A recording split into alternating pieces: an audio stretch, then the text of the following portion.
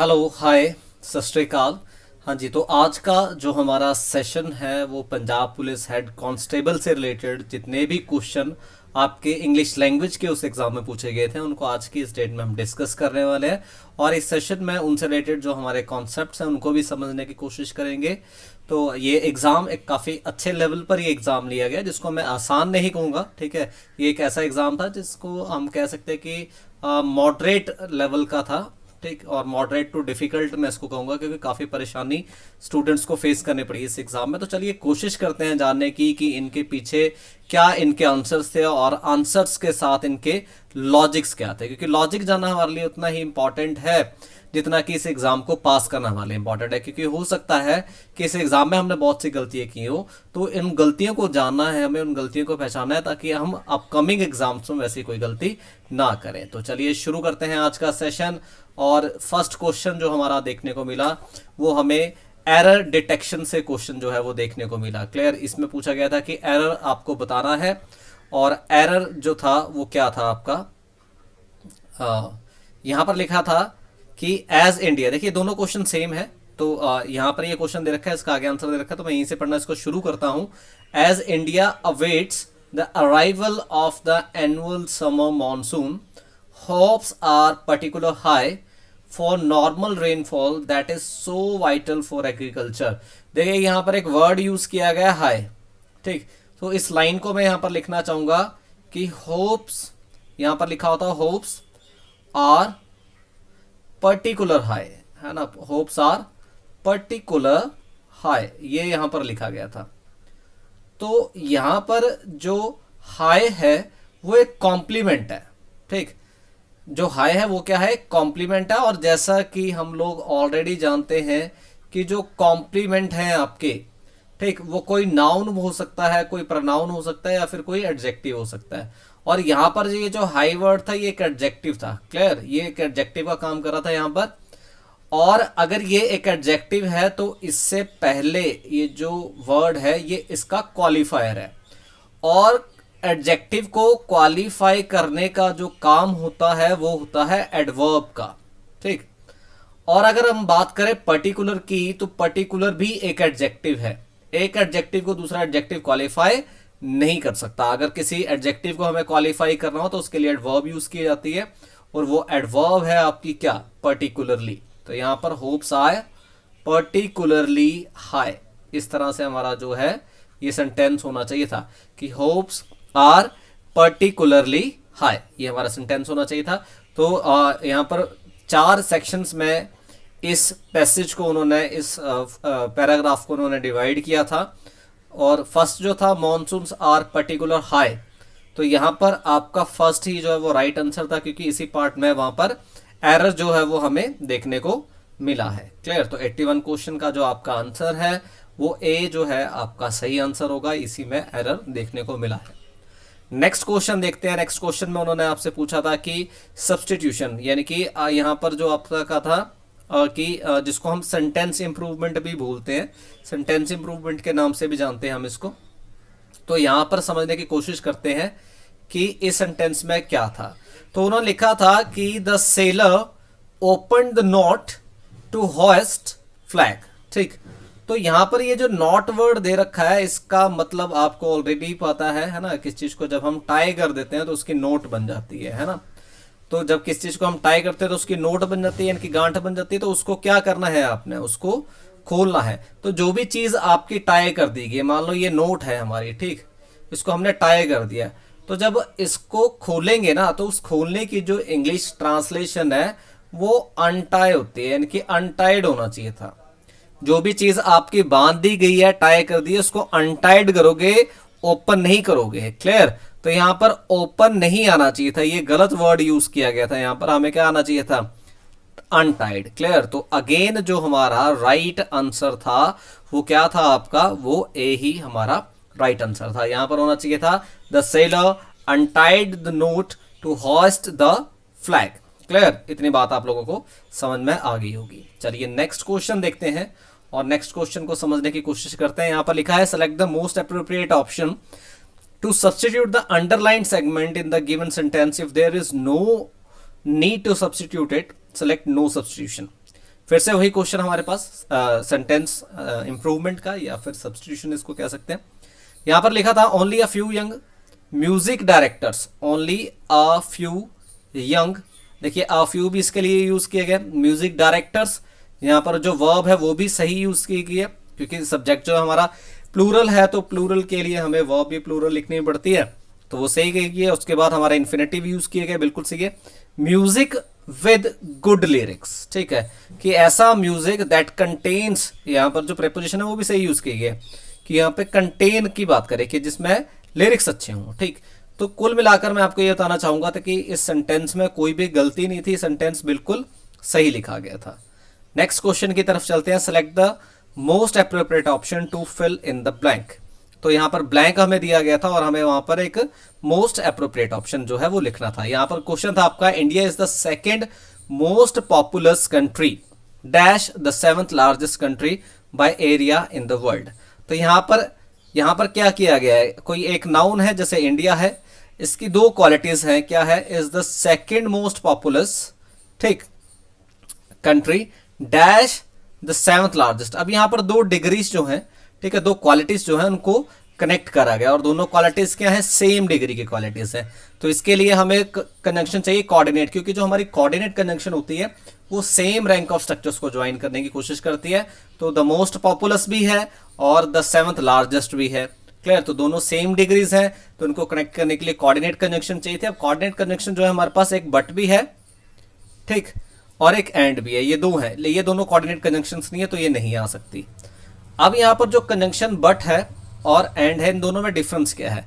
जो बट है, ठीक है, ये आपकी क्या होती है, एडवर्सेटिव कंजंक्शन होती है, एडवर्सेटिव कंजंक्शन, जो एडवर्स यानी कि उल्टे की बात करती है। लेकिन यहां पर कोई स्टेटमेंट किसी को कॉन्ट्राडिक्ट नहीं कर रही है, हम दो सेम स्ट्रक्चर्स को और सेम रैंक्स को कनेक्ट कर रहे हैं, ठीक। तो उसके लिए हमें क्यूमुलेटिव कंजंक्शन चाहिए होती है। तो क्यूमुलेटिव कंजंक्शन जो है वो होती है हमारी एंड, क्लियर। वो कंजंक्शन कौन सी होती है, हमारी एंड होती है। तो यहां पर क्यूमुलेटिव कंजंक्शन को हम लिखेंगे कि and the seventh largest country by area in the world. तो आपका आंसर हो जाएगा, India is the second most populace country and the seventh largest country by area in the world. ये हमारा राइट आंसर होगा। नेक्स्ट देखते हैं, a sentence is given with two blanks, select the option with the correct combination of words that fit into the corresponding blank, clear।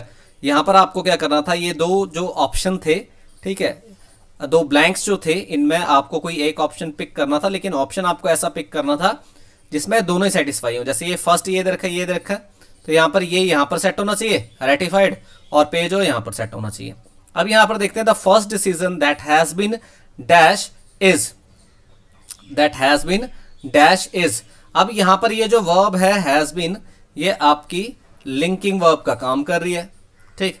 अब linking verb के बाद आपको noun pronoun या एडजेक्टिव चाहिए होते हैं। तो यहां पर अगर हम फर्स्ट ब्लैंक को देखें तो किसी में भी आपका नाउन या प्रनाउन नहीं है, तो एडजेक्टिव होना चाहिए था। अब एडजेक्टिव जो है अगर वो किसी वर्ब की फॉर्म में हो, जैसे आप में से काफी लोगों को वर्ब ये दिखाई दे रही होगी, तो अगर एडजेक्टिव किसी वर्ब की फॉर्म में हो तो वर्ब की थर्ड फॉर्म में हो सकता है या फिर वर्ब की फोर्थ फॉर्म में हो सकता है। फोर्थ फॉर्म का मतलब है आईएनजी फॉर्म में, तो या तो थर्ड फॉर्म में हो सकता है, क्लियर। तो अगर हम यहां पर देखें तो रेटिफाई जो है वर्ब की फर्स्ट फॉर्म है, ये एडजेक्टिव नहीं हो सकती।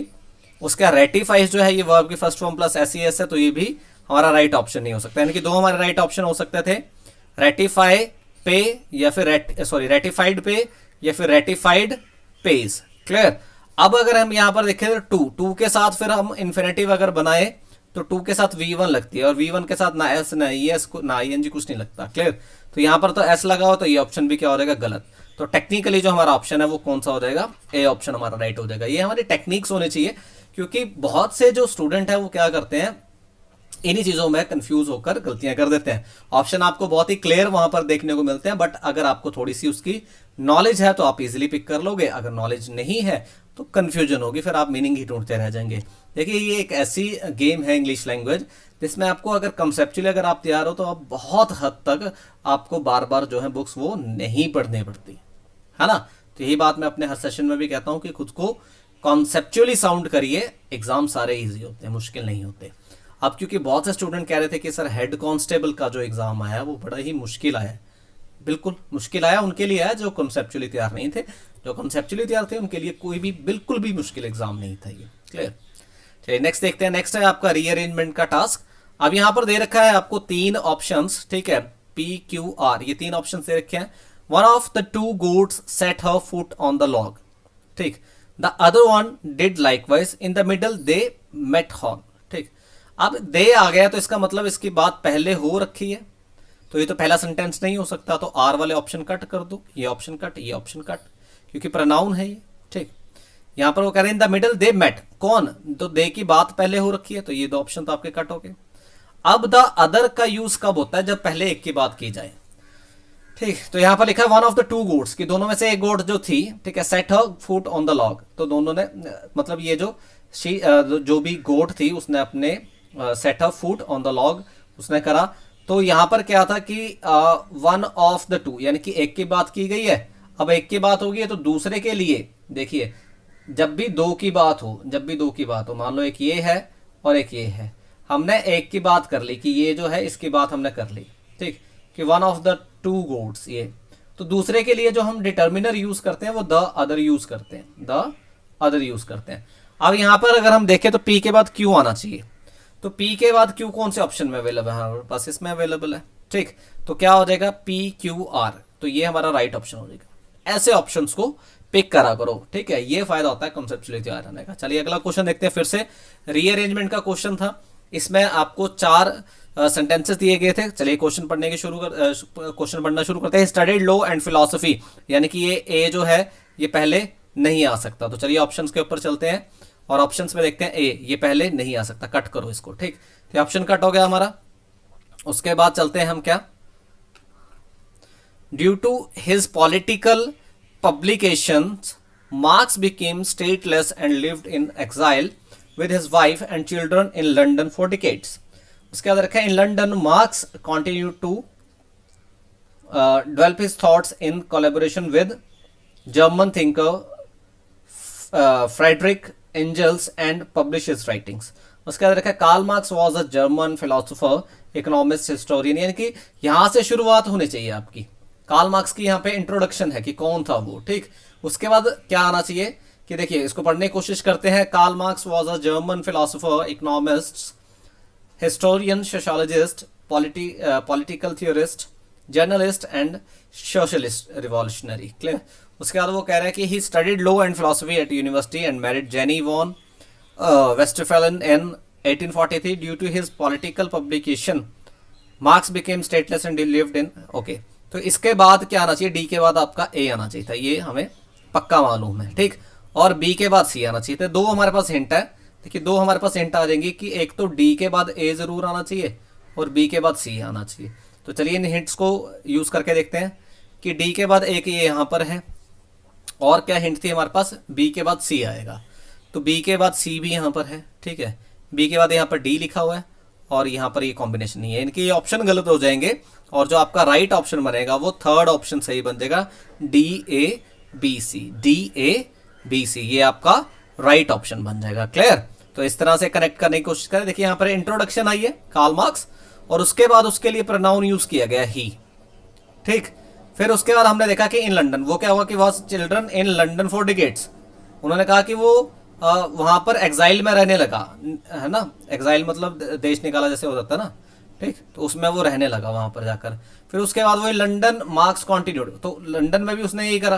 तो हमें ये हिंट मिल गई कि बी के बाद सी आएगा, तो दो हिंट्स का यूज हमने यहाँ पर कर लिया कि बी के बाद सी कहाँ पर है, एक यहाँ पर है, ठीक, और डी के बाद ए कहाँ पर है, एक यहाँ पर है। तो ये दोनों ही हिंट यहाँ पर हमें सही बैठ गई, ठीक। तो ये क्या हो जाएगा आपका सी जो है वो आपका राइट ऑप्शन हो जाएगा। उसके बाद है डिस्पाइस का एंटोनिम आपको देना है। डिस्पाइस का मतलब होता है हेट करना किसी को, ठीक। तो डिसलाइक, हेट, कंटेम्प्ट, ये तो सिनोनिम हो गए इसके, तो एंटोनिम जो हो जाएगा वो एडमायर हो जाएगा। नेक्स्ट चलते हैं, एस्पाउस जो है इसका आपको विच बेस्ट एक्सप्रेसेस द मीनिंग, इसका मीनिंग, एस्पाउस का जो मीनिंग है वो आपको बताना था। एस्पाउस का मतलब होता है अडॉप्ट करना किस चीज को, ठीक है, एक्सेप्ट करना या अडॉप्ट करना, दैट इज कॉल्ड एस्पाउस। तो इसका ये हो जाएगा डी, राइट ऑप्शन हो जाएगा। उसके बाद सेसीड, तो सेसीड जो है इसका मतलब होता है ऑफिशियली किस चीज को त्याग देना, ठीक। तो ऑफिशियली किस चीज को डिसकंटिन्यू कर देना, विड्रॉ कर लेना। तो इसका जो राइट सिनोनिम है वो हो जाएगा आपका क्या, विड्रॉ।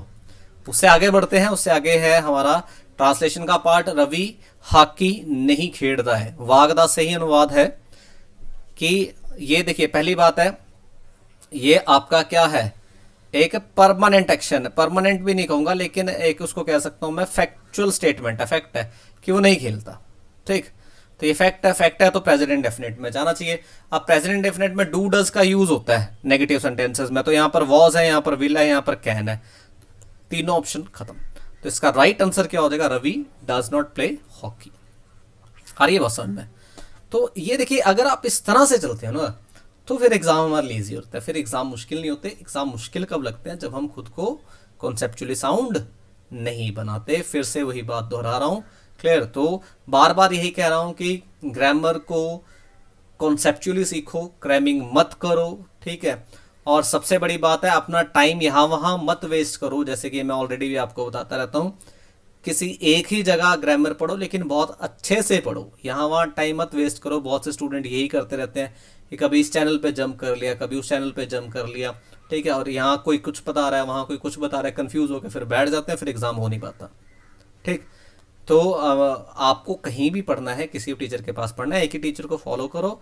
और हाँ हाँ, एक टीचर को वेरीफाई भी कर सकते हो आप किसी को, कि क्योंकि हमें पता कैसे लगेगा वो सही पढ़ा रहा है गलत पढ़ा रहा है ना? तो आप वेरीफाई भी कर सकते हो, कंपेयर कर सकते हो। तो कॉन्सेप्चुअली खुद को तैयार करो, मैं आपकी भलाई के लिए कह रहा हूँ, अपने लिए नहीं कह रहा हूँ ये बात। नेक्स्ट देखते हैं, वो तो हनु माफ नहीं करेगी। ठीक, तो मतलब फ्यूचर की बात हो रही है।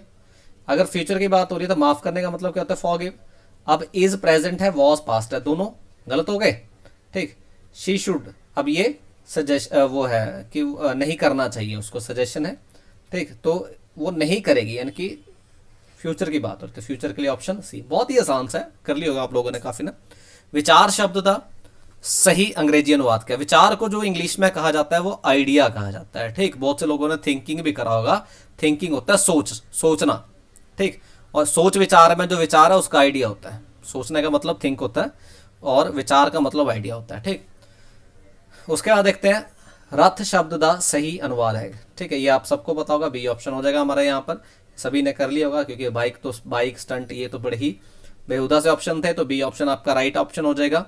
उसके बाद चलते हैं, शान शब्द दा सही अंग्रेजी अनुवाद। ये भी बड़ा ही आसान सा शब्द था, शान को इंग्लिश में डिग्निटी कहा जाता है, क्लियर? तो ये आपका राइट आंसर हो जाएगा। उसके बाद नेक्स्ट है हमारे पास एक पैसेज। इस पैसेज को समझने की कोशिश करते हैं और यहाँ से रिलेटेड जो क्वेश्चन है उनको भी समझने की कोशिश करेंगे। The Naxal movement presents the greatest overall concern to Indian future. ठीक है, जो नेशनल मूवमेंट है, ठीक है, वो क्या करती है, इंडिया को greatest overall concern to India in future इसको प्रेजेंट करती है, as it highlights various underlying weakness of India's governance, political institutions and socio economic structure. ठीक है, क्योंकि ये क्या, ऐसा क्यों है, क्योंकि ये हाईलाइट करती है किसको, वीकनेस, जो अंडरलाइंग वीकनेस है किसकी, इंडियन गवर्नेंस की, ठीक है, पॉलिटिकल इंस्टीट्यूशंस की एंड सोशो इकोनॉमिक स्ट्रक्चर्स की। तो Naxalism is one of the biggest problem that India is facing today because it affect several areas. जो नक्सलिज्म है ये सबसे बड़ी प्रॉब्लम बन चुका है इंडिया की, ठीक है, जो कि इंडिया फेस कर रहा है इस समय, क्योंकि ये हमारे बहुत से जो एरियाज है उनको अफेक्ट करता है, सेवरल एरियाज को अफेक्ट करता है। किस किस को, the economy, security and foreign affairs, its citizens and the rule of law, इन सभी चीजों को अफेक्ट करता है ये, clear? Because of the multi dimensional respect of the Naxal problem, इसके जो मल्टी डायमेंशनल एस्पेक्ट है हमारा इसका नक्सलिज्म का, इसकी वजह से क्या हो रहा है, a three pronged approach should be taken in dealing with the threat. ठीक है, थ्री प्रॉन्ग्ड जो अप्रोच है दैट शुड बी टेकन, उसको हमें अडॉप्ट करना चाहिए, ठीक है, इस खतरे से डील करने के लिए। It calls for a balance between military forces. ठीक है, हमें क्या करना चाहिए कि मिलिट्री फोर्सेस में एक बैलेंस होना चाहिए, military forces, social and economic development में एक बैलेंस होना चाहिए, as well as dialogue between all parties, सभी के बीच में बातचीत तो होनी जरूरी है, बातचीत से ही हल सारे निकाले जा सकते हैं। The Indian Maoist movement, popularly known as the Naxal movement, arose from the broader communist movement in India. ठीक है, जो इंडियन माओइस्ट मूवमेंट जो है, ठीक है, जिसको क्या नक्सल मूवमेंट के नाम से जाना जाता है ज्यादातर, arouse from the broader communist movement. ठीक है, एक बहुत ही बड़ी जो कम्युनिस्ट मूवमेंट है इंडिया में, उससे ये क्या होती है, अराउज होती है, clear? The words Naxal, Naxalism, Naxalite owe their origin in the Naxalbari village of the Darjeeling district in the state of West Bengal, where the peasant insurgency led by the Maoist began in 1607। देखिए यहाँ पर ये बताया गया कि जो वर्ड है नक्सल, Naxalism, naxalite जो है, ठीक है, उनका ओरिजिन जो है वो दार्जिलिंग डिस्ट्रिक्ट का, ठीक है, सॉरी दार्जिलिंग में एक विलेज है नक्सलबाड़ी, वहां से इसका आया गया था, ठीक है, in the state of the West Bengal, where peasant insurgence led by most began in 1967। ठीक है, उसके बाद वो कहता है the Naxal uprising was led by Charu Majumdar, ठीक है, chief ideologue Kanu Sanyal peasant leader and Jangal Santhal tribal leader. ठीक, तो ये जो थे यहाँ पर, ठीक है, इन्होंने इसको अप्राइज किया है, ठीक है, इन्होंने इसको जन्म दिया है, बढ़ाया है आगे चलकर, ये जो हमने 3 नाम लिए हैं। उसके बाद कहते हैं Chinese media describe the Naxal movement as a spring thunder. जो चाइनीज मीडिया है, ठीक है, उसने क्या करा है, उसने जो स्प्रिंग थंडर के नाम से जो है इसको डिस्क्राइब किया है, जो नक्सल मूवमेंट है उसको स्प्रिंग थंडर के नाम से उन्होंने क्या करा है, डिस्क्राइब किया है, कि उसका एक नाम दिया है उन्होंने स्प्रिंग थंडर, ठीक है, उसके नाम से उन्होंने क्या करा है, इसको डिस्क्राइब करा है। आ रही बात समझ में? चलिए, बहुत बढ़िया। उसके बाद हम नेक्स्ट बढ़ते हैं, which quickly spread to other parts of the country and caught the imagination of the nation. ठीक है, जो बड़ी ही तेजी से कंट्री के अदर पार्ट्स में बड़ी है, स्प्रेड हुई है, ठीक है, फैली है, and caught the imagination of the nation, और जिन्होंने एक नेशन बनाने की अपने अंदर इमेजिनेशन जो है उसको जन्म दिया है कि हम एक अलग से नेशन बनाएंगे। The movement nevertheless subsided after the death of Charu Majumdar and the arrest of Kanu Sanyal and Jangal Santhal in 1972। However the movement was revived in the 1980s। ठीक है, ये जो मूवमेंट थी ये सबसाइडेड हो गई, ठीक है, किसकी डेथ के बाद, चारू मजूमदार की डेथ के बाद, and arrest of Kanu Sanyal and Jangal Santhal in 1972, इनके अरेस्ट के बाद ये थोड़ी सबसाइडेड हो गई। लेकिन क्या हुआ, द मूवमेंट वाज रिवाइव्ड, ये दोबारा से इसको रिवाइव किया गया, दोबारा से इसको एक्टिव किया गया 1980s by the people war group, कि जो पीपल वॉर ग्रुप थे उन्होंने दोबारा से इसको क्या कर दिया, इसको दोबारा से रिवाइव कर दिया, है ना, in the Andhra and most communist centre in Bihar. तो बिहार में और आंध्रा में, ठीक है, ये पीडब्ल्यूजी जो आंध्रा में है और मोस्ट कम्युनिस्ट सेंटर जो बिहार में है, ठीक है, इन्होंने इसको दोबारा एक्टिव किया। The Naxalites are currently considered to be the most radical group among the Indian communist. जो इंडियन कम्युनिस्ट है उनमें जो नक्सलाइट है ना, वो सबसे ज्यादा, जिसको बोल सकते हैं द मोस्ट रेडिकल ग्रुप जो है उसको माना जाता है। Clear? The success of the Maoist movement is deeply rooted in the weakness of some parts of Indian state to fulfill its ideal functions and responsibility। कि इनकी जो जीत हुई है ना, ठीक है, इनका जो सफल होना है उसकी जो सबसे बड़ी वजह है, जिससे, ठीक है, the movement is deeply rooted in the weakness, कि weakness of some parts of Indian states, ठीक है, जो कुछ हमारे हिस्से हैं, कुछ पार्ट्स हैं हमारे स्टेट्स के, ठीक है, इंडियन स्टेट्स के, ठीक है, उनके ideal function fulfil it's ideal function and responsibility. जो आइडियल फंक्शंस जो उनके थे या रिस्पॉन्सिबिलिटीज थी वो उन्होंने नहीं समझी, और उतनी ज़्यादा ये मूवमेंट जो है मजबूत होती गई और ये कामयाबी हुई। उसके बाद वो कहता है although India in comparison to other former colonized states was able to develop a powerful apparatus of state control remains in large parts precarious in terms of its conception. State administration, especially in those areas which are sparsely developed, is most affected by Naxalite violence। ठीक है, वो कह रहे हैं जबकि India जो है, ठीक है, अगर हम उसको दूसरे कॉलोनाइज्ड स्टेट्स से कंपेयर करें तो इसने एक powerful apparatus of the state जो है इसको डेवलप करा, ठीक है, मतलब इनसे लड़ते लुड़ते रहे, ठीक है, खुद को पावरफुल बना के रखा है इन्होंने इनके सामने, इनसे ज्यादा ही रहे। State control remains in large parts, ठीक है, कि जो स्टेट कंट्रोल है वो लार्ज पार्ट्स में देखने को मिला, ज़्यादातर में स्टेट का ही कंट्रोल है, इनका ज़्यादा जोर नहीं चलने दिया। ठीक है, state administration specially in those areas which are sparsely developed is most affected by Naxalite violence. ठीक है, तो इनमें जो स्टेट एडमिनिस्ट्रेशन थी, ठीक है, is most affected by Naxalite violence, इनकी वजह से हुआ। ठीक, तो देखिए इसको समझने की कोशिश जो है, देखिए यहाँ पर सारा ही नक्सलिज्म के ऊपर आपको ये देखने को, नक्सलाइट की यहाँ पर बात की गई है। तो what is the reason behind the success of the Maoist movement, ये अभी अभी हमने पढ़ा है। The success of the Maoist movement is deeply rooted in the weakness of some part of Indian state to fulfil. ठीक है, the Maoist ideology which has the support of a large population फिर वो कह रहा है, हाँ जी बिल्कुल है, support from the other country such S Nepal. फिर उसके बाद वो कहता है कि weakness in the administration of the country, हाँ जी, हाँ ठीक है, ऑल द गिवन ऑप्शंस। तो यहाँ पर देखिए, the Maoist ideology which has the support of a large population. The success of the Maoist movement is deeply rooted in the weakness of some parts of the Indian state to fulfill its ideal function and responsibilities. ठीक है, ये जो था ये सबसे बड़ा reason था, ठीक है, सक्सेस ऑफ Maoist मूवमेंट था। ठीक, तो इससे क्या हुआ, द Maoist आइडियोलॉजी जो थी विच has the support of a large population. ठीक, ये जो है आपका ये राइट आंसर होगा। ठीक, ए बी, हाँ, support from the other countries. अच्छा, नेपाल की यहां पर कोई बात नहीं की गई है। ठीक, अब उसके बाद यहां पर देखिए, the Maoist ideology which has the support of a large population. नहीं जी, ये इसके बात नहीं की गई, यहां पर इसकी बात की गई कि deeply rooted in the weakness of some parts of Indian state to fulfil. ठीक है, और weakness in the administration of the country. ठीक है, कि जो वीकनेस है एडमिनिस्ट्रेशन की उसकी वजह से भी हुई है, हाँ जी उसकी वजह से ही हुई है। तो सी जो ऑप्शन है ये आपका राइट ऑप्शन होगा, क्योंकि उन्होंने अपने जो आइडियल फंक्शंस थे, ठीक है, या फिर जो रिस्पॉन्सिबिलिटीज थी उनको नहीं समझा।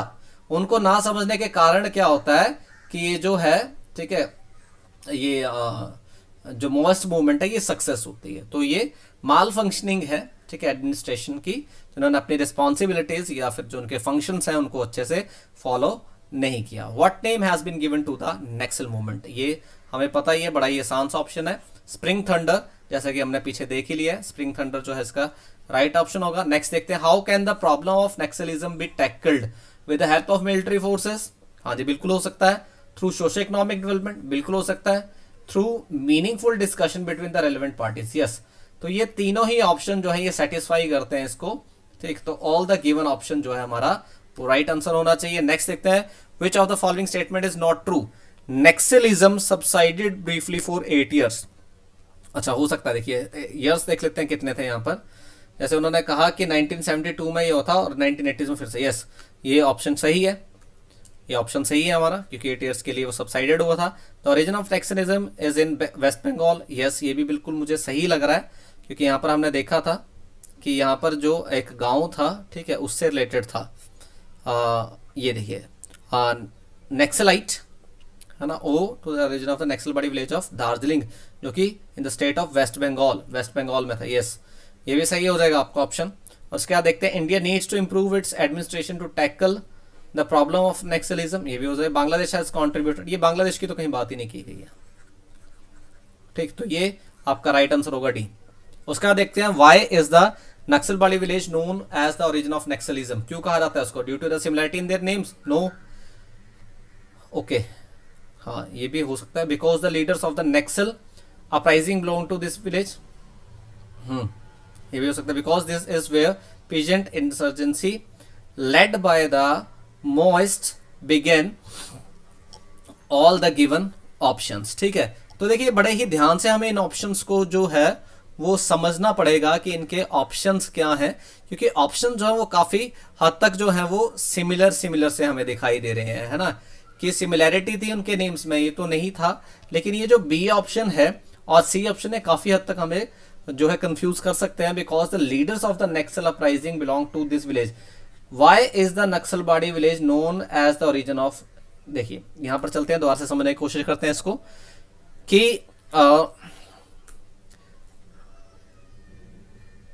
एक बार फिर से क्वेश्चन की तरफ चलते हैं। Why is the Naxalbari village known as the origin, okay ठीक, यहां पर देखते हैं, देखिए इन्होंने कहा था वर्ड नक्सल और Naxalism, Naxalite owe their origin to the Naxalbari village of the Darjeeling district in the state of the West Bengal, where the peasant insurgency led by the Maoists began in 1967. The Naxal uprising was led by Charu Majumdar, chief ideologue Kanu Sanyal. ठीक है, तो इन्होंने क्या करा था, इसको लेकर चले थे ये।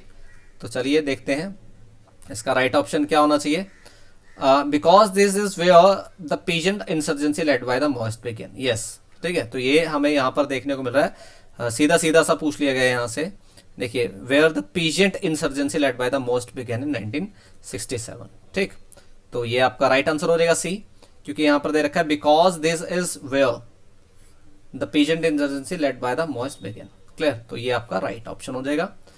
और ये था आज का हमारा सेशन जिसमें हमने हेड कांस्टेबल में पूछे गए इंग्लिश लैंग्वेज के क्वेश्चन डिस्कस किए हैं। आई होप आप सबका एग्जाम बहुत अच्छा हुआ होगा।